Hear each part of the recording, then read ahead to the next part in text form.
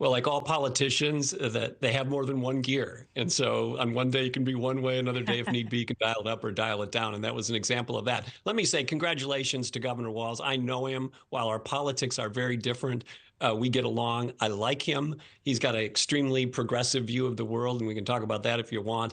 But this selection, I think, is a doubling down of the progressive base model turnout for trying to win this election. And he himself will say now, he's the most progressive governor in the country.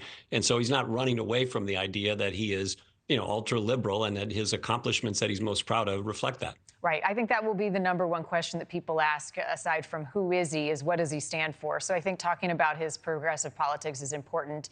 Share with us what you know about his voting record, where he stands, and more recently as governor. Yeah, Marni, and something that's less obvious, just quickly, is the inter-party Democratic Party elimination of the other contenders and why. It revealed some divisions. This isn't getting a lot of coverage, but Mark Kelly got taken out on labor issues. Shapiro got taken out on school choice and had other detractors.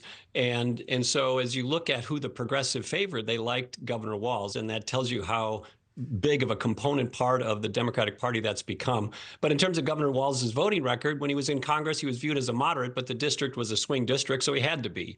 And then when he was first years as governor, he was sort of balanced in the sense that the outcomes were balanced because he had a partially Republican legislature, so by definition, they had to be balanced. But when they got full control, when he could do what he wanted to do, it was full bore, pedal to the metal, full progressive agenda, and that's what he really is most proud of, and I think that's probably what snagged him the VP place. There was a lot of weight on many governors' shoulders during the pandemic, trying to figure out how to navigate through some very difficult and challenging months and years leading their states, and some have most recently, as he became one of the names being talked about, has faced some criticism over his leadership in Minnesota during the pandemic.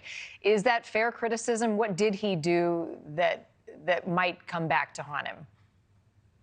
Well, I think the Trump campaign will say a number of things, one of which is he just overbaked the cake on COVID. I'm not sure that that's going to be a defining issue for persuadable voters, independent voters in swing states when you get to the fall. But what the Trump campaign also is going to talk about is the delayed response to getting the National Guard out after the Minneapolis riots. They're going to talk about the biggest spending increases in Minnesota history that he promoted and signed into law. They're going to talk about crime rates in Minneapolis. They're going to talk about fraud, big high-profile fraud cases that happened under his watch in state government in Minnesota, and more. So there's a whole hit list there that you'll see in the coming weeks and months from the Trump campaign. He and Kamala Harris are going to hit, I think, something like 7 swing states in the next 5 days, so they're going to be very busy. How does he face that? What will be his first big test, do you think, on the campaign trail?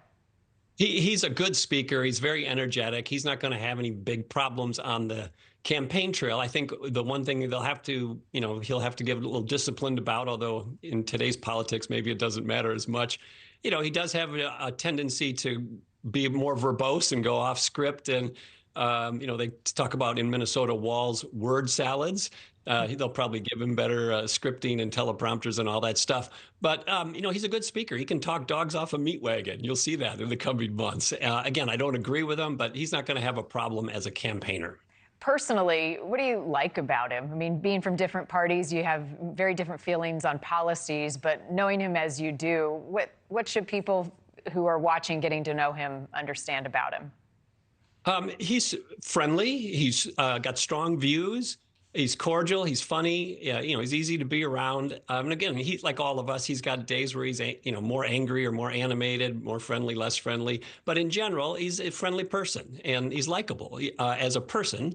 I think the question is going to be, is the country ready, especially in these 6 or 7 swing states, most of them in the Midwest? Are they really ready for the most progressive or liberal national ticket in the modern history of the country? And we'll find out. Thank you for watching. Go to newsnationnow.com to find News Nation on your television provider. And don't forget to click the red subscribe button below to get more of News Nation's fact-driven, unbiased coverage.